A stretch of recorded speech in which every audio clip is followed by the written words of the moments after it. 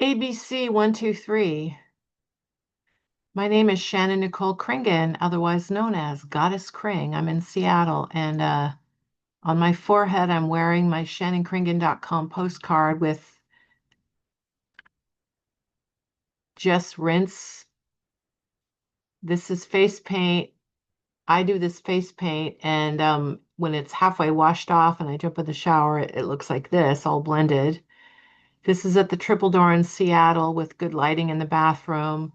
This is after my 10-day silent meditation retreat that I did in 2010, I think. So I'm noticing different patterns. I'm noticing, and I keep this on my head just to kind of amplify my chameleon. I say amplified chameleon getting her dreams on. This is something I just wrote in my public online journal. I'm enjoying the patterns I'm seeing of synchronicity involving musicians that I appreciate that connect. San Diego, Whidbey Island, Vashon Island, and Bainbridge Island. The music of Tom Petty with the music of Wilco, Pete Droge, the Jayhawks. A trip I took to San Diego, the place of my birth, and the first 9 years of my life, 20 years ago, 2005, involving the movie Naked in Ashes about the holy men of India and all kinds of different patterns I'm noticing. And this is just my own intuitive way of navigating my own individual life because I identify as an individual human that is as free range as possible and leading an improvisational, intuitive, creative life. So I'm grateful for all the connections I've made, and I'm pretty much mostly a loner at heart. But I like to involve myself in community, and the way I serve that which is beyond my individual self is through my art projects and all the different things I do for a living as a full-time freelance person. I just realized Billy Bob Thornton and Whidbey Island, Jason Webley, Ismail Bashey, the actor, all the dots of my life and the ripple effects we all create together. It's my own code for my life, I guess, my own personal mythology. Many thanks to Rafe Pearlman, Jesse Sykes, Gina Sala for the ripples you create that I appreciate. I am not close to very many humans, but that is okay. I choose to roam freely and learn as I go. So that's how I feel today on August 26th, 2025. Um, I'm going to go see Billy Bob Thornton and his band in Langley on Whidbey Island in September 2025. And that has significance to me. It connects to San Diego. I was born in San Diego and lived there till I was 9. And then my mom and I moved to Whidbey Island. And I know an actor named Ismail Bashey. I did a public access TV show in Seattle from 1996 to 2011. And Ismail Bashey is an actor. The only person I know that actually is a full-time working actor, look him up, Ismail Bashey, Eismailbashey. I think that's how you spell his name. He's from India, but he's lived in this country, United States, for a long time. And he got into acting as a kid. And I met him because he was channel surfing and he saw Goddess Kring, my public access TV show. And he thought he would love to meet me. And he was in a play at the Intiman Theater in Seattle. This was way back in 2003, maybe, or something. I don't really know what year it was, 2003 or 4 or 5. And he invited me to see him in a play. And I saw him act on stage. And then we had dinner and we got to know each other a little bit. And we didn't date or anything. We were just friends. But I suppose we explored the idea of how connected could we get, but we're friends. And so now he's happily married and has, kids and all of that. And that was like 20 years ago or something. But I met him and then he told me stories about knowing Billy Bob Thornton a little bit and knowing because he works as an actor and knowing accidentally meeting Christopher Walken one time when he knocked on the door, uh, and the casting agent wife of Christopher Walken gave him the wrong address, and he actually knocked on the door, and Christopher Walken actually answered the door. This was in New York, and that's an interesting story, but that's a whole nother thing. The significance is that I went to high school on Whidbey Island, and I'm going to see Billy Bob Thornton on Whidbey Island, and then I went to San Diego. So there's just this interesting, weird synchronicity involving, and this only means something to me. This doesn't probably mean anything to anybody else. But what's significant is that it's about synchronicity. This is about the Carl Jung concept of synchronicity. And I admit that I didn't know the word synchronicity existed until wonderful the Police band Sting, thank you Sting, for writing the song Synchronicity and naming the album Synchronicity, because then I love that word synchronicity, and I like to say synKRINGnicity, synchronicity, synKRINGnicity, synchronicity.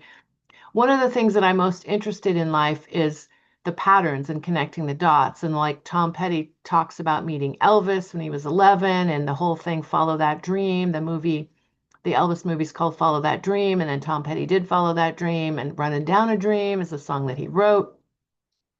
Tom Petty, Don't Have to Live Like a Refugee. I heard it on the jukebox on Whidbey Island when I was 11, and it changed my life. And then when I met Ismail Bashey, because he was channel surfing and he saw me on TV, a public access TV show that I did, and then I met him, and then we became friends kind of, and then we were in touch with each other, and I flew to San Diego a couple years later, and I saw an ad for the movie Naked in Ashes, and I thought, oh, about the Holy Man of India, I would love to see that. And then I was in a convenience store with this guy that I was trying to date, and it didn't work out with. Long story, I don't want to talk about it, but it was sad, but we tried and it didn't work. But I went there because he lived in San Diego, and then I decided I would meet my naturist friend, Claudia, who is from Germany, and she's a naturist, clothing optional person. And we went to Black's Beach and the nude beach in San Diego. And then I saw an ad for Naked in Ashes in a convenience store magazine, San Diego Local What's Happening magazine. And then we went, and then I thought, wow, I would like to see that movie. I've never heard of it. I'd like to see it. And then my friend, and I was in the store with one friend, San Diego friend, that has nothing to do with the other friend. And then the other friend called me up separately and said, hey, my husband and I are going to go see Naked in Ashes about the Holy Man of India. Would you like to see it? And I said, yes, I would. So we went and saw that. And I remember loving the movie and then being fascinated by it because my mom studies Advaita Vedanta non-duality, Eastern philosophy, and Krishnamurti and the Upanishads and all of that. And she also, my mom also is fascinated by quantum physics. And so my mom is a real deep thinker and a real philosophical person. Both my parents actually are philosophical, deep thinking type people, even though they divorced when I was 4. But my mom and dad both are highly sensitive and highly intelligent, and they raised me with these like ideas of questioning everything and questioning authority and deciding for myself what is real and what is not real. And so they encourage that. So that's why I wanted to see Naked in Ashes, because I'm fascinated by the Holy Man of India and by the concept of Eastern philosophy and the different cultures and different wisdom, ancient wisdom from other countries, and how it all relates to Joseph Campbell and Carl Jung and all of the Jungian psychology and all of that. So I'm just an intuitive thinker. I'm dyslexic, so I'm not even good at reading Jungian psychology. And yet I love to listen to podcasts about these deep topics because I'm dyslexic and I don't read very well and I don't remember what I read, but I'm really good at writing. And so my friend said, let's go see Naked in Ashes. So I did. And then I remember thinking, oh, I like the voice, one of the narrating voices in this movie, Naked in Ashes. And then I told my friend, I was visiting my friend. I took a Greyhound bus to Los Angeles to visit my friend Ismail Bashey, the actor from San Diego. I live in Seattle, but I was in San Diego and I took a Greyhound from San Diego where I was visiting to Los Angeles. And then Ismail Bashey, I said, hey, did you know about the movie Naked in Ashes since you're from India? And he's like, I'm in that movie. And then I realized the voice I heard that I liked, it must have just sounded familiar because I just found his voice comforting. And that was my friend Ismail Bashey. And I didn't recognize that that was him in the movie. So he was one of the voices in the movie.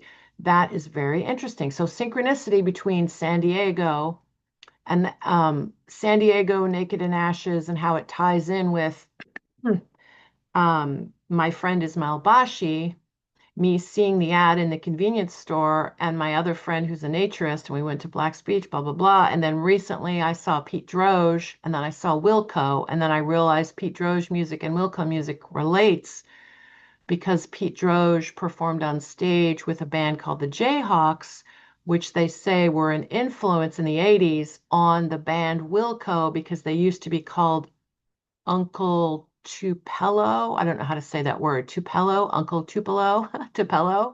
I don't know how you say it, but Uncle Tupelo, which became Wilco. And I've heard of Wilco. They've been around for over 30 years. And I always thought that Beck and Tom Petty both said they were a really good band. And I thought, oh, I got to check them out. And I've listened off and on. But the last few days, I saw Wilco twice live at the Woodland Park Zoo, and that was amazing. They were amazing, and they were very technically good musicians, but they were also very, I like how they jam and they get loose. It reminded me of Neil Young in terms of Neil Young can write tight, well-crafted songs, but he can also jam and jam and jam with Crazy Horse for like 10 minutes and come up with some surprising, interesting guitar sounds and jamming with all of his fellow bandmates. And so Wilco did an amazing job. So I just wanted to share the synchronicity of basically Whidbey Island and San Diego. And when I think of Billy Bob Thornton, I think of him talking about being dyslexic and having a hard time reading, and yet he's a good writer. And I resonate with that because I'm a good um, writer, even though I don't read well because I'm dyslexic. And so I relate to that. I relate to obviously Billy Bob Thornton is a very intelligent person, and yet he doesn't read very well, and yet he's intelligent in other ways. He does lots of writing and acting and directing and music with the Box Masters, I think is the name of his band. So I'm excited to go to that show because it's happening in Langley on Whidbey Island at the Whidbey Island Center for Arts, which didn't exist when I went to high school there. I graduated in 1986 from South Whidbey High School, and they have a whole new, like, beautiful auditorium. And so he's going to be performing there with his band. And it just means something to me because it reminds me of I went to high school on Whidbey Island and I visited San Diego, and my friend Ismail Bashey, the actor. Yeah, I'm just connecting the dots. And so it's personal mythology to me. And one of my friends actually gives me a hard time about so-called name dropping, which is silly because I'm not very close to very many people. And so I'm on the autism spectrum. And so the way I connect with community is through my work as an art model, as an artist in the community. I'm going to play Bumper Shoot on Sunday, August 31st at 4:30 p.m. at the Art Not Terminal Art Gallery in conjunction with Vanishing Seattle. I have 3 photos that I took of Seattle that's hanging in the Vanishing Seattle Art Show, and I'm going to do a whole hour set of Goddess Kring music, poetry I write that Dave Flowers from Interactive Jack Records Seattle has turned into music. And so we've created some music. Um, so I'm inspired by other musicians and I dabble in music. I would like to get more into music. I wrote a song when I was 11, but I haven't really written too many songs. But I did write a very simple piano song when I was 11. And I feel like I'm sort of in kindergarten or first grade when it comes to music. Like my musical skills are not exactly brilliant, but I'm not saying this to put myself down. I'm just saying that I admire Pete Droge and Jason Webley and Rafe Pearlman and Jesse Sykes and Gina Sala. These are some local people, and the Deep Dark Woods and Cutworms and so many other musicians. But I would say, and Beach House, and Beck and so many other musicians and Wilco. Now I'm a fan of Wilco, and I never knew how amazing they were until the last few days. And I was fascinated by how good they were with the audience. They really raised the vibration of the audience, the vibrational frequency of the audience. They really uplifted people. They were funny. They told little jokes between songs. They mentioned little things. I went to their show 2 days in a row because I helped out volunteering there. So I helped out with the behind the scenes stuff about the show. And then I also listened to the music while I was there doing the volunteer work that I was doing. And I was really appreciating the artistic merit of, I like when musicians are technically really good and there's beautiful melody and songwriting and interesting lyrics. I really listen to the lyrics. I write poems. I'm a writer myself. And I really listen to lyrics and words and melodies and how a musician will phrase things. I'm really sensitive to music. I see shapes when I hear music. Synesthesia, I see shapes and colors and textures. And I really appreciated the phrasing, the vocal. I don't know the lead singer's name of Wilco, but I appreciate the cadence, the phrasing, whatever you call it. I appreciated that on one of the breaks they played Frank Sinatra doing rock and roll songs, doing like "Smells Like Teen Spirit" and what do you call it? Doing lots of hit rock songs that are totally different from Frank Sinatra style. That was fascinating. I don't think I'd heard that before. Maybe I did. I don't know, but I love I love hearing things like Frank Sinatra doing, Led Zeppelin or whatever. It's like pretty cool. So the juxtaposition of that. So Whidbey Island and Billy Bob Thornton in San Diego and my friend Ismail Bashey, and that all connects. And then Jason Webley and Tori Amos and Amanda Palmer all connect for me because I had a feeling that somehow Jason Webley, the musician, would be connected to Tori Amos, but I didn't know how. And then when Amanda Palmer got involved with Neil Gaiman, and then I realized that Tori Amos and Neil Gaiman and Amanda Palmer and Tori Amos all know each other. And I don't know, it's just weird synchronicity that's interesting to me. And it doesn't really mean any, like name dropping. That's what I was going to say is that I feel better. Pete Droge makes jokes, the musician Pete Droge, he lives on Vashon Island, but I didn't know he was from around here. Apparently he was born in Eugene, Oregon, but his family moved to Seattle when he was a kid or something. And then he went to Bainbridge Island High School and I went to Whidbey Island High School.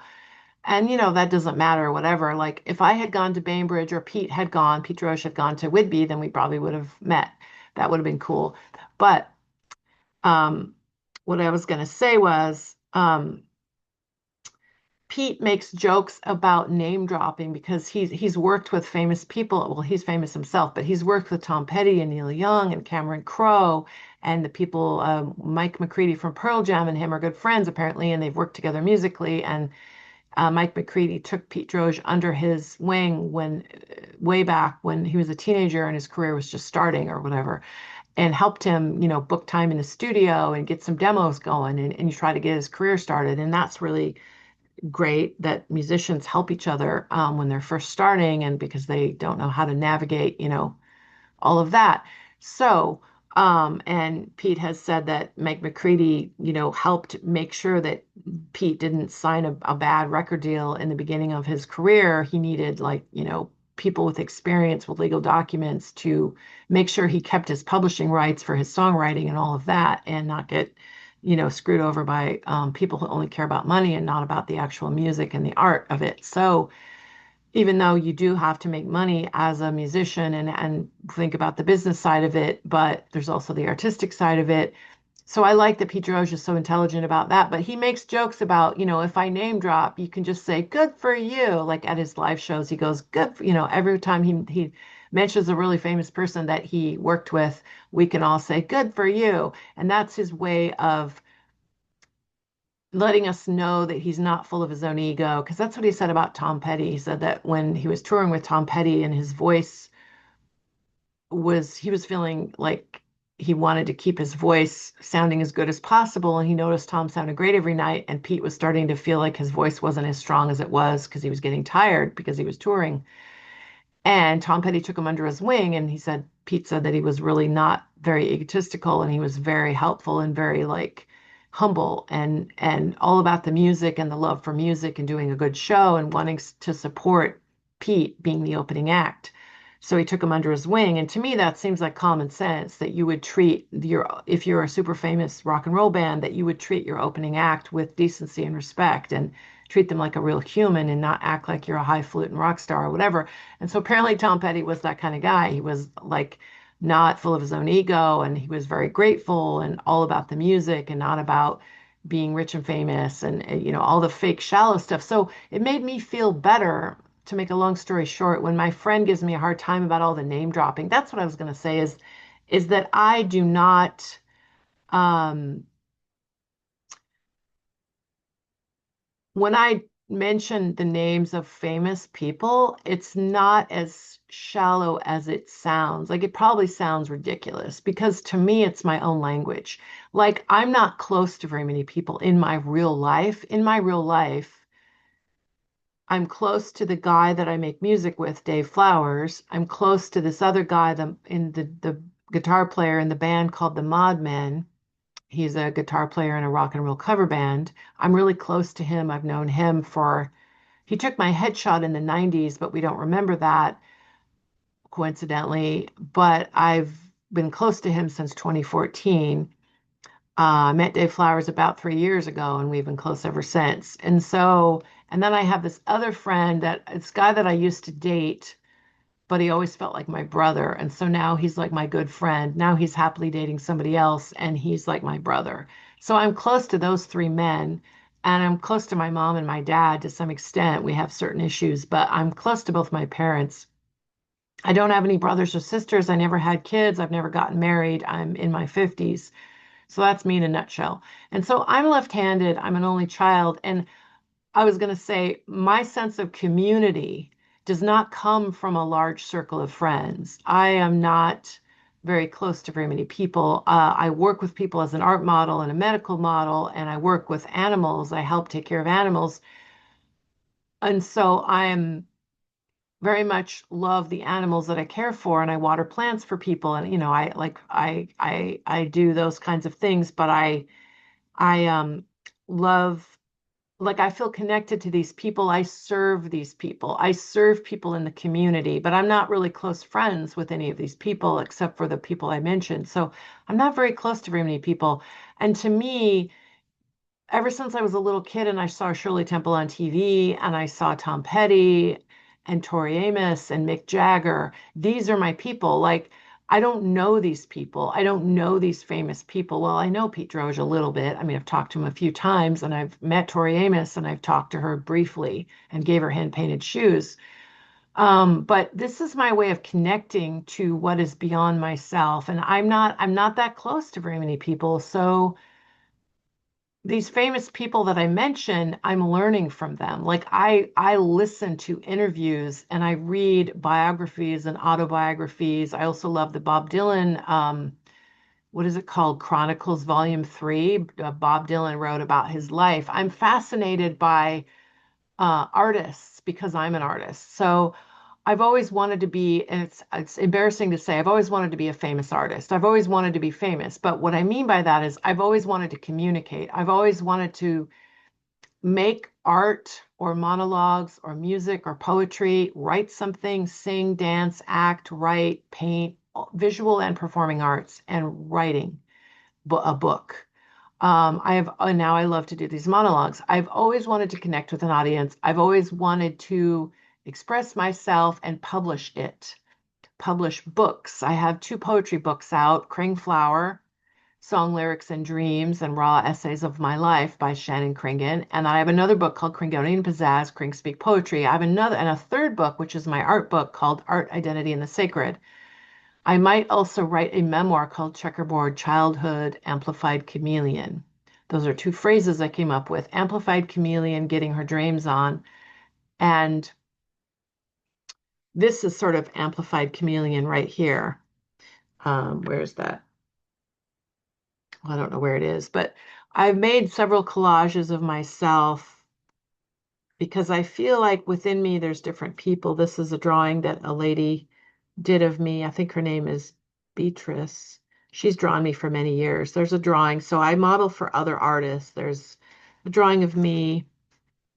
I also hand paint shoes. There's a business card I made many years ago. Kringwear, Shannon Kringen, wearable art. So I've always wanted to create for an audience. I've always wanted. So when I mention, I also love people at Freehold Theater. I've taken several acting classes at Freehold Theater. I took stand-up comedy with Dan Hurwitz, and I took voice with Meg McClin, and I took improv with Matt Smith from Almost Live. And I would love to be interviewed more. And I'm happy that I'm at Buppershoot as a performer, and I am really grateful. So when I mention, like, it doesn't matter that these people are famous that I mention because I only know about them because they publish. So really, it's not about how famous somebody is. It's about somebody who's acting in a movie and they talk about their movie. So who cares if they're famous or if it's a local independent film? It doesn't matter to me. I'm inspired by these people. So I think it's really kind of not very respectful. My one friend that gives me a hard time, but that's because he doesn't understand. He doesn't understand. He doesn't relate. He doesn't relate to people that have things published. See, my people are like my favorite people in the world because I'm like that are people that make something and publish it and then get interviewed about it and do photo shoots about it. Like I'm probably going to go to San Diego and make a video for Only Child. I'm an only child. I'm a little bit wild. I'm a left-handed green-eyed Nordic goddess. I promise I will make you smile. I got the Kringenstein style, melancholy, frolicking, jolly, fuzz out the knocker. I forgot my words, but I mentioned things like Cuyamaca, Tecolote Canyon, Old Globe Theater, Mission Bay, Mission Beach, Pacific Beach, Sunset Cliffs, El Indio, La Jolla Cove, Black's Beach, Cuyamaca, did I already say Torrey Pines, Fashion Valley, Mission Valley, all these different places in San Diego, Tecolote Canyon, where I grew up, in Claremont. My dad taught tennis in La Jolla. So there's all these things about San Diego that I mentioned in the song Only Child. And my friend and I might go down there and make a video for our song Only Child that I wrote about San Diego, about my childhood in San Diego. So it's all about synchronicity. It's all about um, I just realized I have my own secret code or my own secret, like everything is a tarot card to me. Like the other day, a hummingbird flew in front of me and then a peacock walked right by. And apparently, a peacock is to remind you, like the animal medicine is hummingbird is about joy and about remembering to have a sense of humor and find joy in everything and keep things light, even though life is kind of heavy and dark and sad. And there's horrible things happening in the world, I realize. Horrible, horrible things happening. There's also good things happening simultaneously. There's order and chaos. There's masculine and feminine energy and androgynous in between energy and all of it, the full spectrum of that kind of energy. The peacock reminds you to strut your stuff. And like when I see Mick Jagger, I'm inspired by Mick Jagger, not because he's rich and famous, but because he has his own creative um like I think of Mick Jagger as very playful and instinctual and very sensual and sexual and very um not afraid to express himself in his own unique way. And people even say he's not a great singer, but he's one of my favorite vocalists, Mick Jagger. The way he uses his voice is very playful and unique and interesting. And he kind of combines a Southern accent with British Rolling Stones vocals, like blues mixed with a Southern accent, mixed with his own Mick Jagger style. And Tom Petty, some of my favorite vocalists are Tom Petty and Edie Brickell and Mick Jagger. I really love Pete Droge's new album, Fade Away Blue. It's very beautiful folk rock. I guess they call it Americana folk rock or something. I don't really mind. Whatever the category is fine with me. That's how it's described when I look up online. But it's just very beautiful melodies, beautiful phrasing. It reminds me of Roger McGuinn from the Byrds, as well as Tom Petty, as well as, I mean, Pete Droge has his own style, but music is all connected, and so you can hear influences, like I guess, But there's something about Pete that reminds me of James Taylor in a really nice way. The singer-songwriter James Taylor, he's very comfortable, or like Billy Joel, like people that have written songs for decades and are really good at writing songs, and they just sit and play the piano or the guitar and sing, and they just seem so natural and instinctual and relaxed. And so when I mention famous people, I don't mean it in such a shallow, it's not that they're rich and famous that matters. What matters is the actual nuts and bolts, the actual value. Like the teachers I took acting classes from at Freehold Theater mean as much to me as when I read an article, if Billy Bob Thornton or Tom Petty is interviewed, or Edie Brickell is interviewed about their songwriting or about their music or about their career as an artist and how they connect to the audience and how they relate. So what I'm interested in is the way people are expressing themselves and connected to their audience, which is the community, which is when there's a performer on stage. And that's another thing I love about Amanda Palmer. She's not my favorite musician, Amanda Palmer, but I really love her attitude about building a sense of community. Her band, the Dresden Dolls, and then she went solo, and now I think she's with Dresden Dolls again. Her drummer, I don't know his name, but I really admire her book called The Art of Asking that became a bestseller. And I really like that she is an example of somebody who's created a sense of community with her audience. Like, I guess all artists probably do this. It's just not as consciously out in the open. Like, she consciously creates, like, when her career started, she was a busker on the street doing the 9 Foot Bride or 8 Foot Bride or whatever that was called. And she would play house parties. She lived in like Boston, um, in this house. I forgot what it's called, like the Dream Cloud or something. And it was a communal art house. And she lived there and rented an apartment there with a bunch of other visual and musician performing and visual artists. And they would throw parties, big house parties, and they would play, a house party show. And she built a connection to her audience by playing shows and throwing parties and basically creating an atmosphere. So it wasn't just about, see, that's what I see now. It's not just about the songs that somebody writes and records and performs, it's about the sense of community that artists have with their audience. And people who, like at the Wilco show and the Pete Droge show the other night,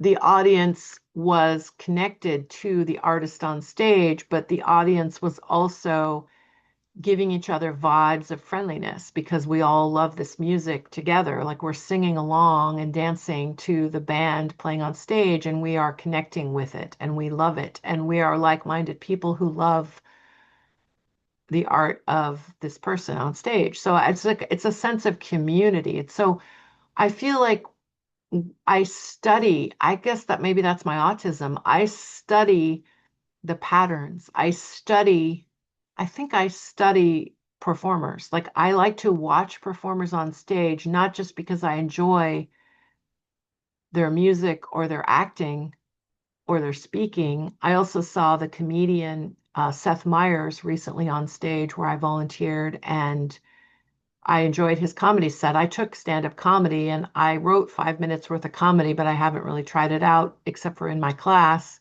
with other fellow comedy students. And Dan Hurwitz actually is the curator of, he's going to do a comedy set at Bumpershoot Seattle this year. And I guess he's done that for a while, and I'm going to watch him. He's my acting teacher from Freehold Theater. I'm not ready to get out there on stage and do my comedy, but I'm happy that I get to see Dan. So Dan Hurwitz is doing that. But um, I study performers because I want to be a performer. I've dabbled in it. I've dabbled in music and performing, and I've done some acting. I've done some comedy. I've done some music, spoken word, poetry. I've written a lot of poetry, and I've spoken it, not recently, but I used to do spoken word open mics, and I used to opened for bands way back in 1998. My friend Doug Mays, rest in peace, Doug, he passed away. Doug Mays used to book for the Ballard Firehouse, and he booked me several times.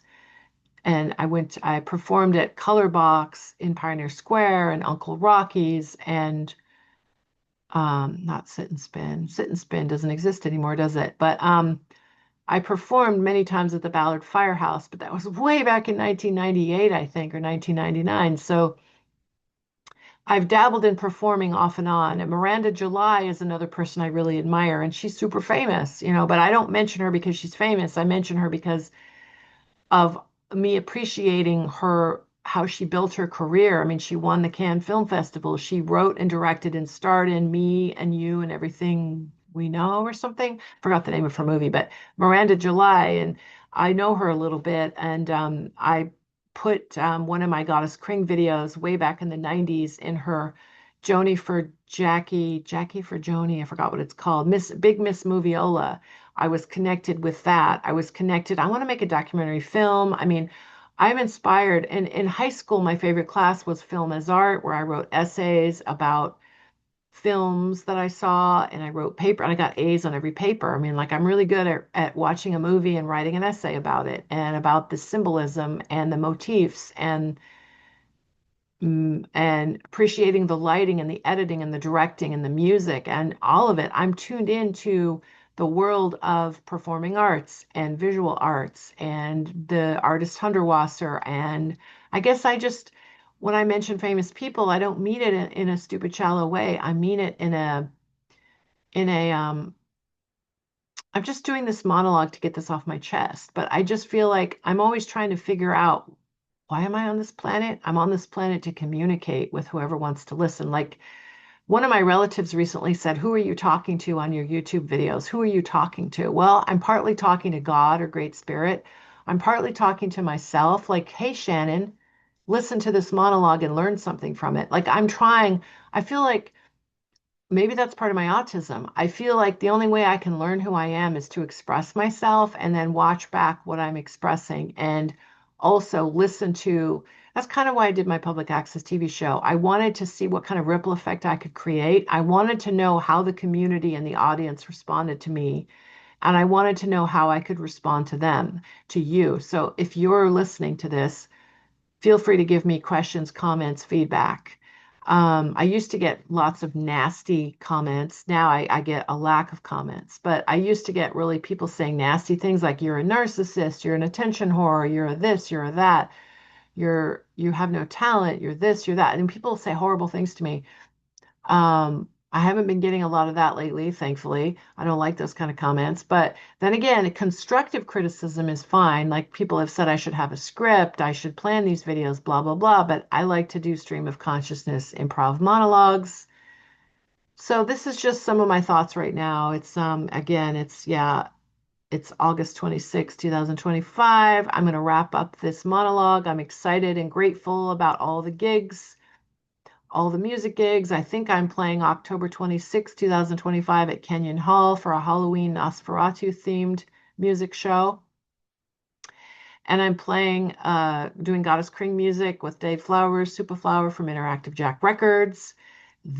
Sunday, August 31st, 2025 at Bumper Shoot at the Art Not Terminal Vanishing Seattle venue at 4:30 p.m. I think is our set, and we get a whole hour. Fantasy A will also be there, and I forgot the names of all the other interesting musicians. And there's, I guess, 60 of us visual artists that are in that show. I have 3 photos I took of Seattle in that show. So I'm inspired and grateful about all these opportunities. I'm also applying to get in other shows. I pitched a talk to the Ignite Seattle people to do a 5-minute talk about being an unusual person and sharing part of my story. And they gave me feedback of how I could tweak it and make it better. So I'm going to edit that and resubmit. I'm getting my 3 photos ready and put wire on the back of my 3 photos to hang them at the gallery and drop that off. And I'm also having a visitor come from out of town. I'm going to show him around Seattle a little bit. I've never done that before. And So have a good day, everyone, and do what you love. And I identify as a free range individual human who likes to make visual art, poetry, music, and writing, and photography and painting. I do a little bit of all of it. So perhaps my forte is visual art, but I really love writing poetry and turning it into music. And I would like to build some of my music skills. I was learning how to play guitar, but I haven't been doing that lately. And I learned about open tuning and standard tuning, and there it is. Enjoy your day, everyone. Thanks for listening. And I'm definitely going to listen. I don't really get a lot of hits on these videos generally, but please like and subscribe to my channel if you want. And do what you love and focus on what you want to expand.